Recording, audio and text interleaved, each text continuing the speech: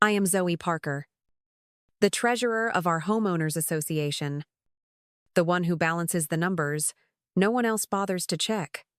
Tonight, in the middle of the Christmas dinner at our suburban golf club, my husband, Cole Morgan, stood up in his tailored jacket, tapped a spoon against his glass, and smiled like he owned the room. The laughter around the table softened into silence, neighbors leaning in with anticipation. Cole was always proud of being the man who could command attention. He held a white envelope high, announcing that he had something important to share with his wife of 10 years. That wife was me. He slid the envelope across the linen tablecloth, the gesture rehearsed, his grin fixed and arrogant. Every eye in the club's banquet hall turned toward me as if I were about to be the evening's entertainment. Without hesitation, I took out my pen, the gold one I always carry, opened the envelope, and signed the divorce papers in front of everyone. Gasps rose around the room. Forks paused midair. And even Derek Blake, the HOA president and Cole's closest friend, tilted his head in surprise. Cole had expected tears, maybe a scene. But what he received was silence and a signature as steady as my heartbeat. Then, just as smoothly, I placed a small gold-wrapped box on the table and nudged it toward him. My voice was calm, almost polite, when I said, "You should open this before dessert." For a second, Cole's confident posture faltered, his hand hovering above the ribbon. Derek shifted uneasily beside him, as though he already sensed the air turning. Around us, the Christmas lights glowed warmer, the carols played softer, and the room leaned forward, waiting for the lid to lift. The gold box sat in the middle of the dining table, its velvet ribbon catching the glow of the chandelier. Jacob's phone, half hidden in his jacket pocket, was tilted toward me, waiting to capture the collapse they had all been promised. Max leaned back in his chair, his smirk fixed, expecting tears. But instead of breaking, I slid the box toward him with both hands. His brow furrowed, confused by the weight of it. He tugged at the ribbon, and the bow fell away too easily. When he lifted the lid, the room shifted. At the very top lay the notarized postnuptial agreement, his own drunken handwriting promising me 70% of everything if infidelity was ever proven. The yellow paper he once mocked now looked like a blade pressed against his throat. His fingers trembled as he turned the page.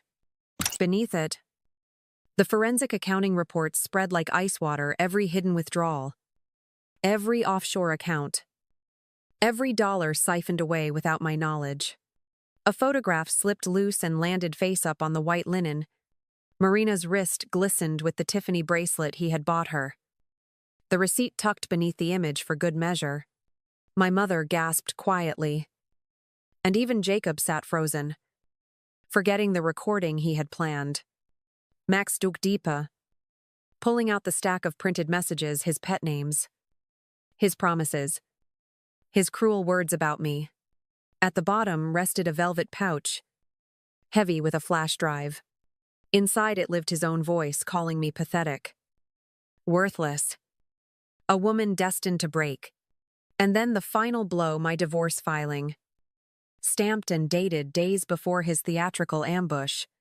His lips parted, but no sound came. Around us, silence pressed close, the performance suddenly rewritten. Preparation was never a single moment. It was months of quiet calculation.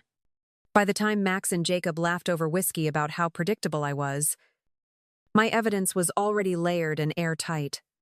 Every receipt, every transfer, every overheard word had been cataloged with the precision of a ledger entry. Being treasurer of the HOA had trained me well. Numbers told stories that people tried to bury, and I had learned how to listen. The first step was securing the drunken postnuptial he thought was a joke. I photographed it under bright kitchen light, then copied it into 3 separate cloud accounts. Elena, my college roommate turned attorney, helped me transform it into something bulletproof. She inserted clauses he never dreamed of: penalties for public humiliation, damages for emotional abuse. His own mocking words became the backbone of my protection. Next came the finances. While Max flaunted his gym memberships and whispered about promotion dinners, I traced his withdrawals, each one inconsistent with his alibis. I learned to mask my movements, withdrawing cash for groceries while funneling a portion into an account in my name only. The forensic accountant Elena recommended stitched my suspicions into a formal report: offshore transfers, shell accounts, luxury purchases disguised as business expenses. Technology became my quiet ally. Max had insisted on syncing our devices for safety. He never imagined I would use that access. I captured his late-night texts to Marina. The dinners at restaurants he told me were closed for renovations. The jewelry receipts he never gave me. Even the HOA ledgers I balanced daily seemed easier compared to the pattern of his deceit. The final act of preparation was symbolic. I purchased the gold wrapping paper and velvet ribbon weeks in advance. As I folded the documents into the box, each crease sharp and deliberate, I realized it was more than evidence, it was my reclamation. He thought he was orchestrating a spectacle at Christmas dinner, but I had already staged my own. The gold box wasn't just a package. It was the ledger of our marriage. Balanced at last. The postnuptial agreement began on a night Max would never even remember.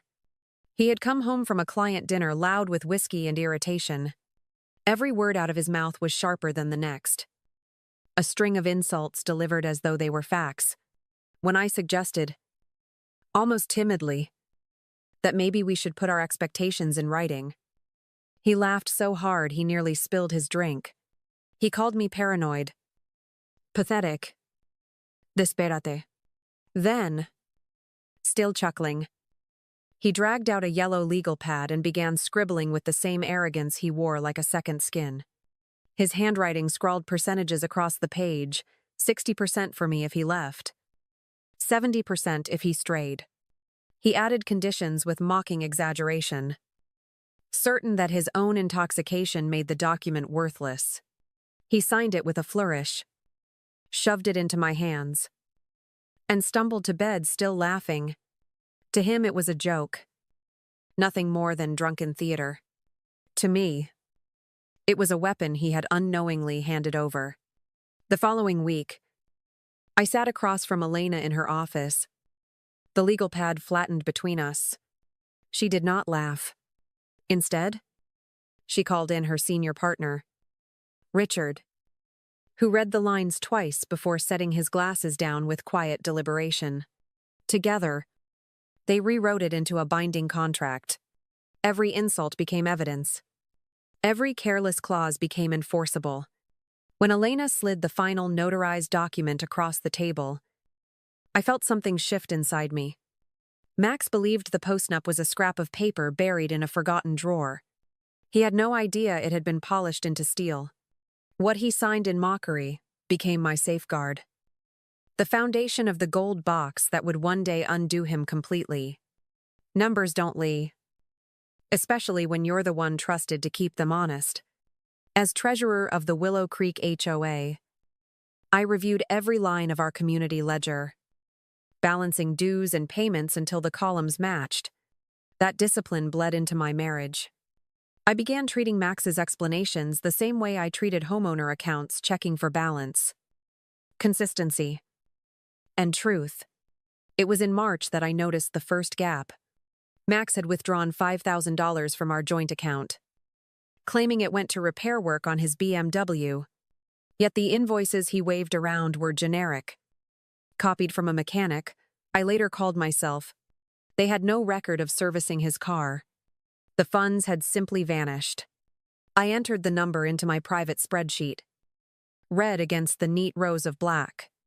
By May, the pattern was impossible to ignore. Expensive dinners billed during supposed business trips, jewelry purchases from Meridian jewelers that never touched my wrist, cash transfers marked consulting fees landing in accounts I didn't recognize. I gathered every receipt, every bank statement, every irregular charge, and handed them to Elena's recommended forensic accountant. His report confirmed what I already knew.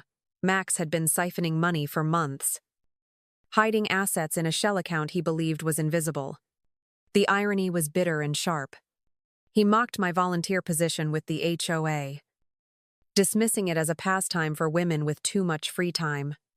Yet it was those very skills balancing ledgers, spotting discrepancies, building quiet documentation that exposed him.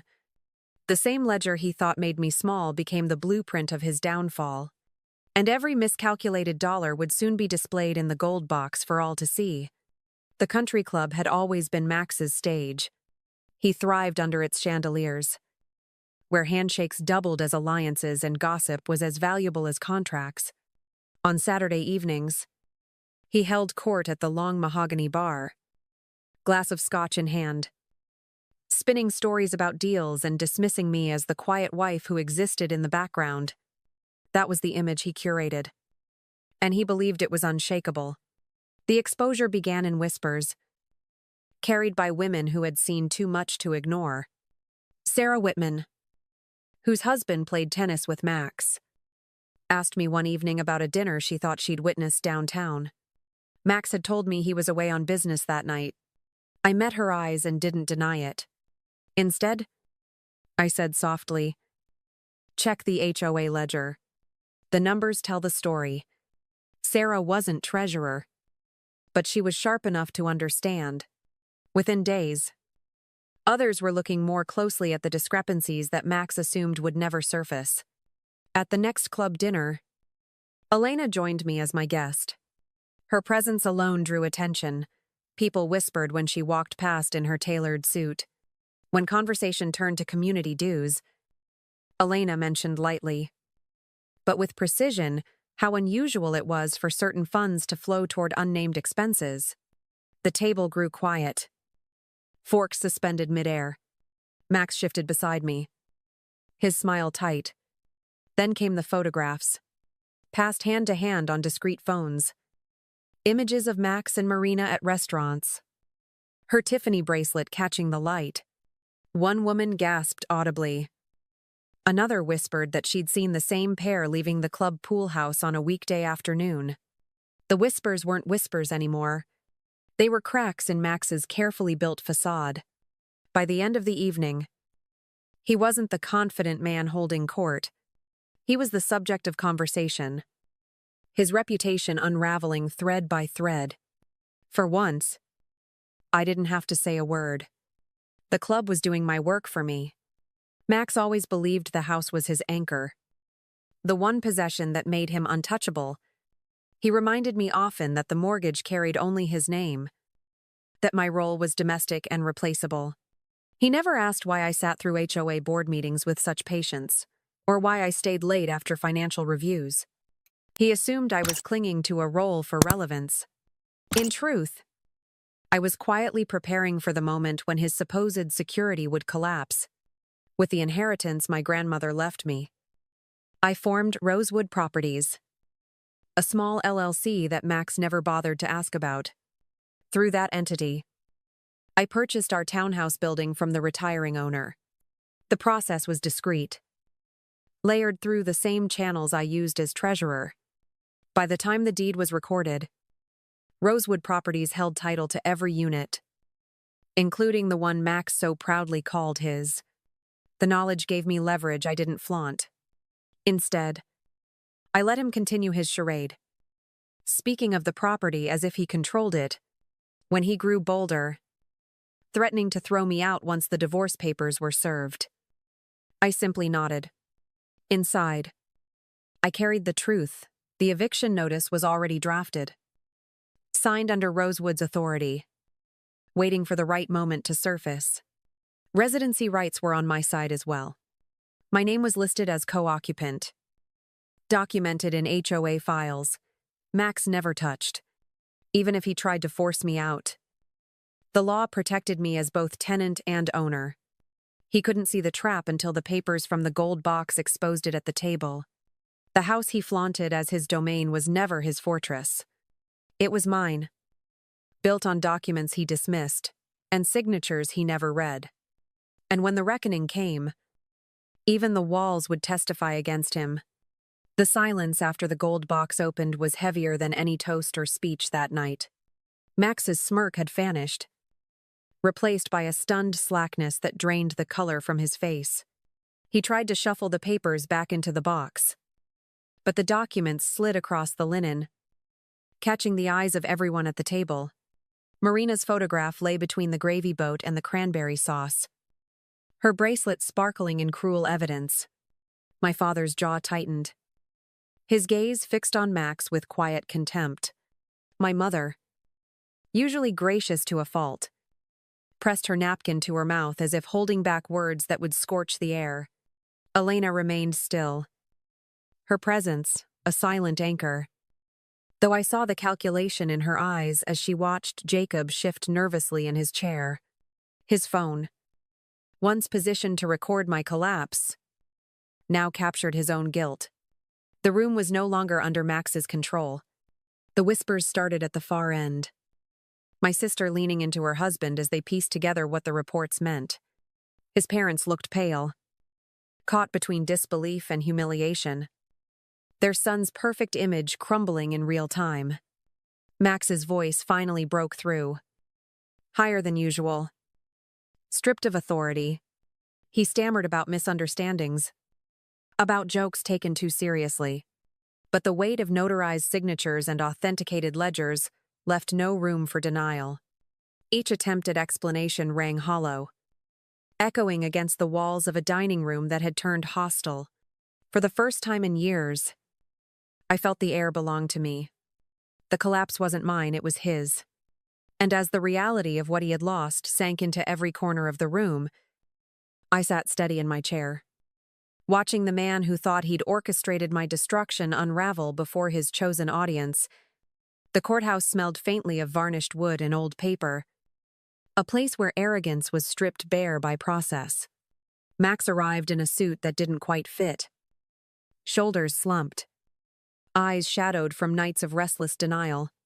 His attorney, hired in haste after his reputation crumbled at the club, carried a thin briefcase that looked more symbolic than useful. Across the aisle, Elena set down our folders with practiced calm. Each binder was heavy with evidence, every page authenticated, time-stamped. Undeniable. The judge, a woman seasoned by decades of hearings, listened more than she spoke.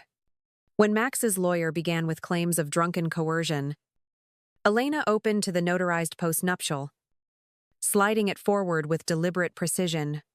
The judge read the lines slowly, her brow lifting at the percentages Max had once scrawled in mockery. Voluntary intoxication does not void a contract, she reminded the room, her tone clipped but final. Next came the finances. The forensic accountant testified with cool detachment, detailing offshore transfers, shell accounts, and the diversion of marital funds. Each slide projected on the courtroom screen showed numbers Max couldn't dispute. His whispered protests grew quieter with every chart, until he simply folded his hands in silence.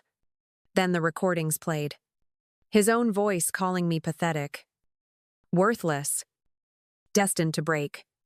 Jacob's laughter punctuating every insult. The courtroom was silent, except for Max's words played back at double volume, the judge's eyes sharp as steel above her glasses. By the time the final clip ended, Max looked as though the floor might swallow him whole. The ruling was swift: 70% of marital assets awarded to me. Additional damages for emotional distress. Rosewood Properties confirmed as my sole holding. Max was ordered to vacate within 30 days. His attempt to turn Christmas dinner into my public collapse had instead become his legal execution. I left the courthouse not with triumph flashing across my face, but with a steadiness he had never been able to break. Justice wasn't loud.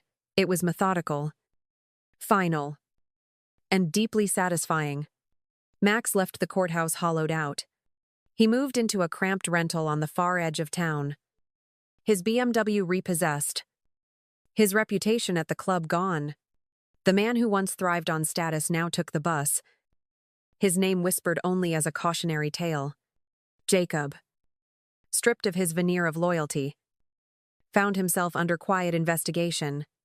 The recordings he had tried to delete resurfaced as evidence of conspiracy, leaving him socially exiled. His drinking companions avoided him, and the laughter that once filled bar corners turned cold. Marina, confronted with the truth she could not deny, resigned from her firm.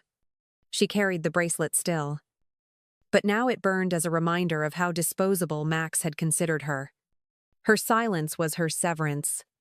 Max's parent, horrified by what unfolded at the Christmas table, retreated into themselves. The son they had defended revealed himself beyond defense, and their visits stopped. Even they could not argue against documents signed in his own hand. As for me, Zoe Parker, I remained in Rosewood, the townhouse legally mine. The club whispered a different story, now not of weakness, but of precision, of a woman who waited, documented, and balanced every account. In the weeks after the ruling, Rosewood felt different. The same hedges, the same painted shutters, the same holiday wreaths, but I no longer walked those streets as someone shrinking into the background. I was Zoe Parker, the woman who refused to let betrayal dictate her ending. Revenge wasn't a scream or a spectacle.